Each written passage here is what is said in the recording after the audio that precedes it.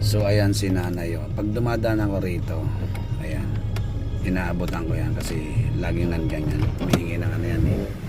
Humihingi ng tulong sa dumadaan. So bigyan natin.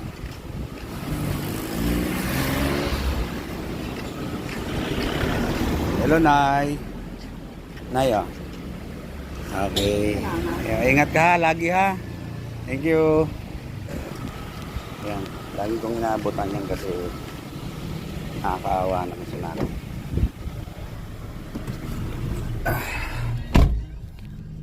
Kahit maliit, importante ay may tulong tayo sa kanya.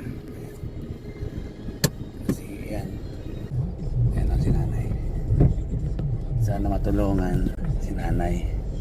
Basta ako pag dumadaan dito, laging nandyan siya. Binibigyan ko siya. Ay kawawa naman. Wala kasing walang mga anak na tumutulong sa kanya.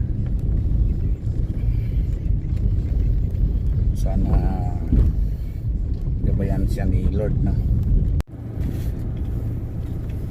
Pag ako kasi nakakakita ng ganyan mga lods, parang kinukurot yung damdamin ko. Ako bilang isang digital creator or influencer, no,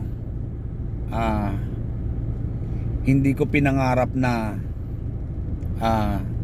sarili ko lang ang pinangarap ko dito, kaya ako ginagawa ito. Kasi pag ako nag-successful sa ginagawa ko, unang-una ko talagang tutulungan yung mga katulad ni nanay.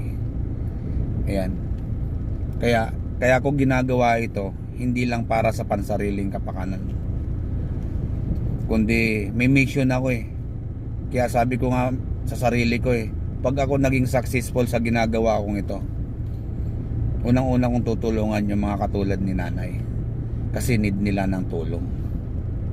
Ayan, kaya minsan pag nakikita ko si nanay ay nalulungkot ako. Kasi sa totoo lang mga lods, no, maaga akong naulila sa ina.